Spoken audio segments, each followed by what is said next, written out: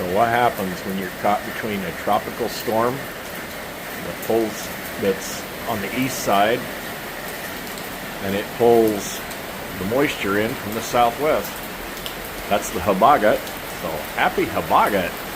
Yeah, we have a major tropical storm that's on the east side. It's going up over the north part of Luzon right now. It's caused torrential rain and a lot of flooding in the Visayas region. That's the center part, all the islands in the center part of the Philippines. And yeah, we've been having 5 days of rain now. And last night and today's been the heaviest. So that's because the storm is pulling up over the north end of Luzon. And we're caught right in the middle from the Habagat, which is pulling the moisture up from the southwest. So we're catching the tropical storm. It's blowing from the east and northeast, and we're caught with the Habagat. It's coming up out of the southwest. So fortunately, and I will show you, we are in a flood-free zone.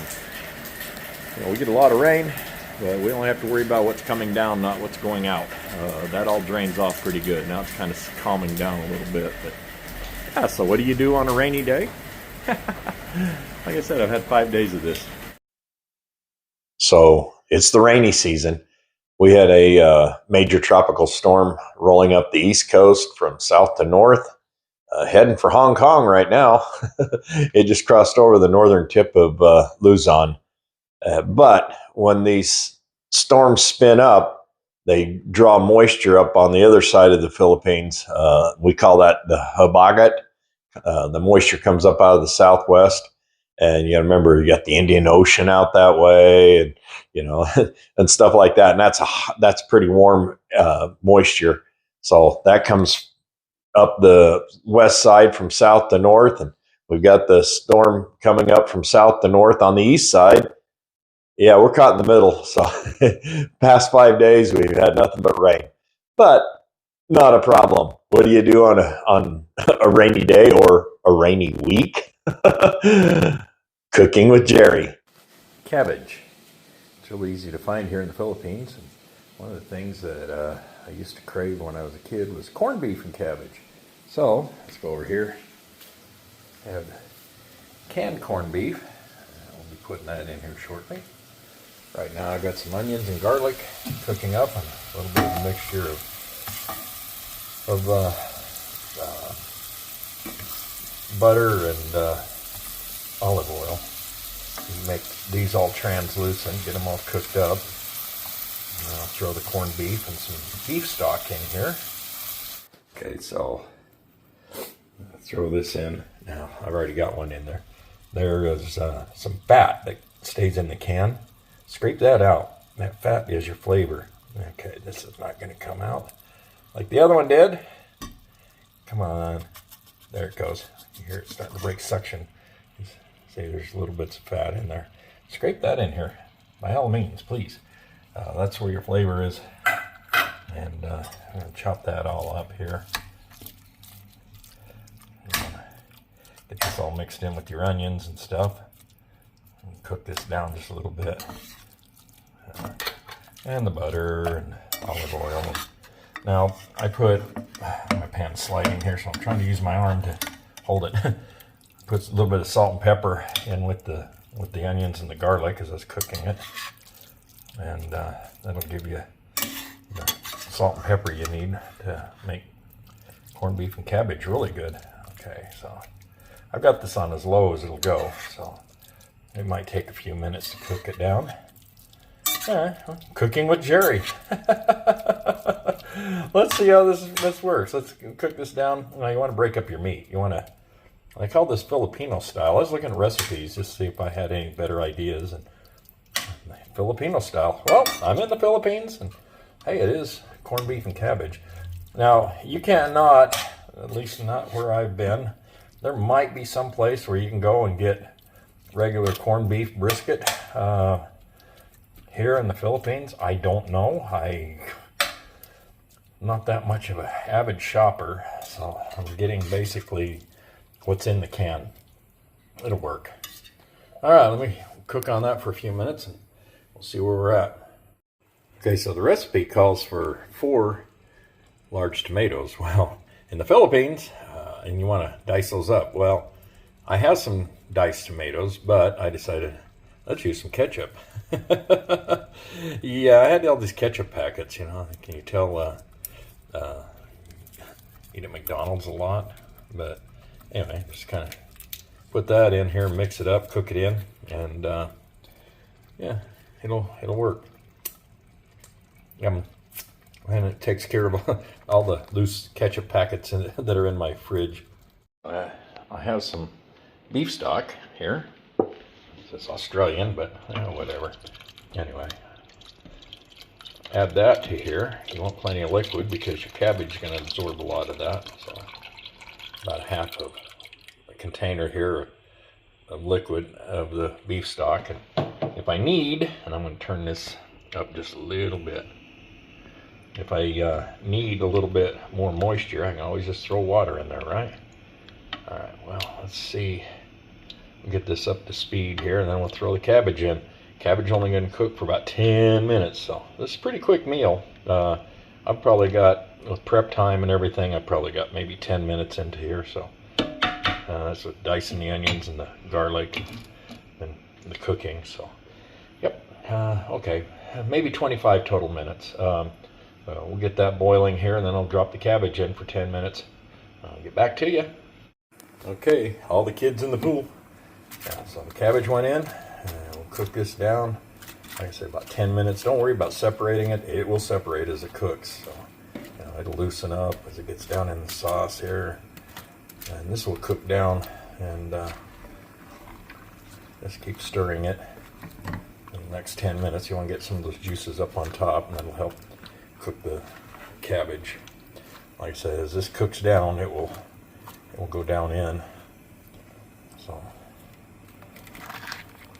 yeah, there's alternate ways to eat, and this is still Filipino, so I'm eating Filipino food, sort of. The Irish roots and everything, my stepdad, he was half Italian, half Irish. His dad was Irish, his mother was a pure Italian. And then my other grandparents were English and Austrian, so I am Heinz 57. But yeah, I mean, even the Irish or the English, they eat corned beef and cabbage. And it's been known for the Austrians to eat corned beef and cabbage too. So yeah, it's kind of a global thing. But yeah, we'll cook this for about 10 minutes, and we turn this up just a skosh and cook that down. 10 minutes, let's see what it looks like. All right, let's check on this. Let's see how we're doing. Let it cook for about 13 minutes. And I just want to see if the cabbage is getting done. This was pretty stiff cabbage, that's why I give it an extra 3 minutes. All right, that looks delicious. I've already tasted it. It tasted pretty good. I added a little bit more salt and pepper into it, and another secret ingredient, but okay, a little dash of Italian seasoning just to give it a little bit more flavor.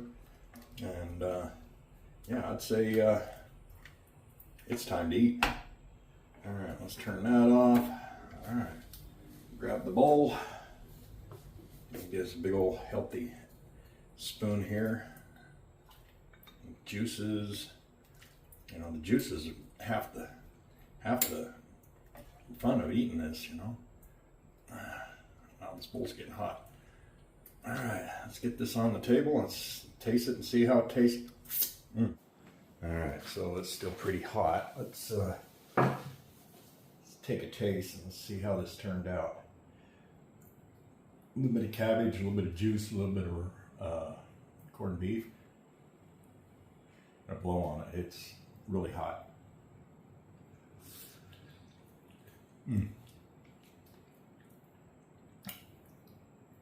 Okay, that's a Jerry seal of approval. Sometimes I'll do myself. So the cabbage, excuse me, the cabbage is still a little bit on the crunchy side, but that's okay. I'll take it. I love cabbage anyway. In fact, as I was cutting it up, I had a couple of chunks just for me. Raw cabbage, I love it. And cabbage is plentiful here in the Philippines. Now the corned beef is a little bit expensive. I think I paid 312 pesos per can, so that's what, close to $5. So between the cabbage, which I think was 149 pesos, so 624 pesos, plus another 149. You know, that's less than $10, and I've got maybe three meals, because what I don't eat out of this I'll save for leftovers, and I'll eat that another day. I have plenty of containers, so don't mind my messy table. I haven't cleaned it. I've just been busy as can be the last few days, and thanks for watching, folks. Cooking with Jerry. Yeah, Jerry cooks, you know, and if this is Filipino, then I'm eating Filipino food, and I would eat this all the time. As a kid, we could get cabbage dirt cheap. We'd go out in the fields and pick our own cabbage. We'd get like 4 or 5 heads of cabbage and bring it home.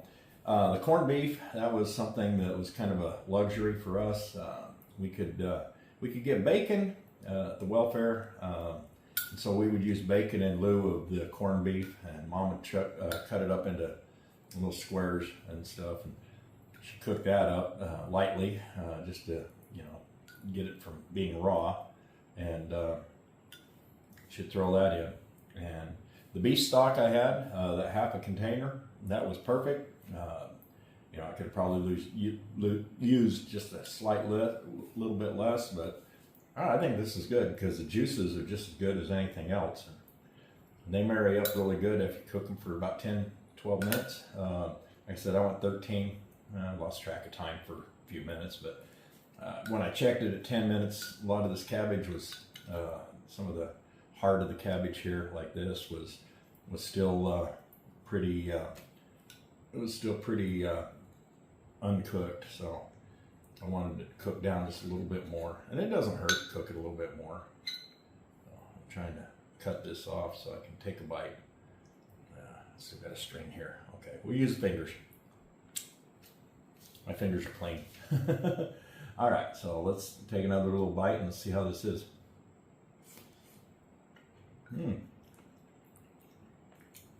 It's cooked enough. So all told, I probably got just a little over 25 minutes into this. So it's a relatively easy meal to cook. All the ingredients are ready made. You know, I mean, you just got to put it all together and cook it down. But all right, folks. Well, Cooking with Jerry, another episode. Something I enjoy doing, and I like creating, and I get some ideas from different things.